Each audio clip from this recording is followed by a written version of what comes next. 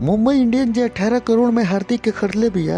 हार्दिक 18 करोड़ के लायक बाड़े। पिछला सीजन में जेंगा वो परफॉर्म कैले कहीं से भी 18 करोड़ के काबिल नहीं खन। रोहित, बुमराह, ईशान इस सब के बीच में हार्दिक के 18 करोड़ मुंबई दे सकत बा।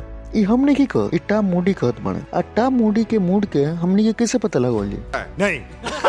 आईपीएल 2025 से पहले हैदराबाद के पूर्व कोच टॉम मूडी के स्टेटमेंट बा कि हार्दिक 18 करोड़ के लायक नहीं खन। आईपीएल 2025 के मेगा ऑक्शन से पहले नियम बनल बा, एगो टीम 5 गो कैप्ड खिलाड़ी और एगो अनकैप्ड खिलाड़ी के रिटेन कर सकेला। अब वो 5 गो खिलाड़ी के बा वो बाद में पता चली।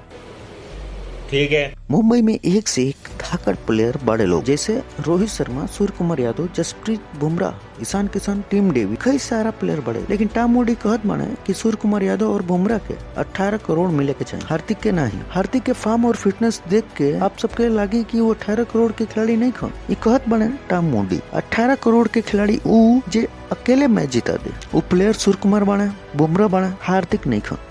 बात तो सही है। पिछला साल हार्दिक बड़ी स्ट्रगल कैले। टॉम मूडी के कहल आईपीएल खातिर तो ठीक बा, ओवरऑल खातिर सही नहीं है। कहे कि हार्दिक वर्ल्ड कप में अच्छा कैले रहा हुआ। वर्ल्ड कप में बल्ला और गेंद दोनों से कमाल कैले रहा हुआ। टॉम मूडी के कहना बा कि 18 करोड़ के खिलाड़ी के मैच अकेले जितावे के चाहिए। आप सबके का लागत बा कमेंट करके बताएंगे और क्रिकेट खबर के लाइक सब्सक्राइब कर ना भूली जाए।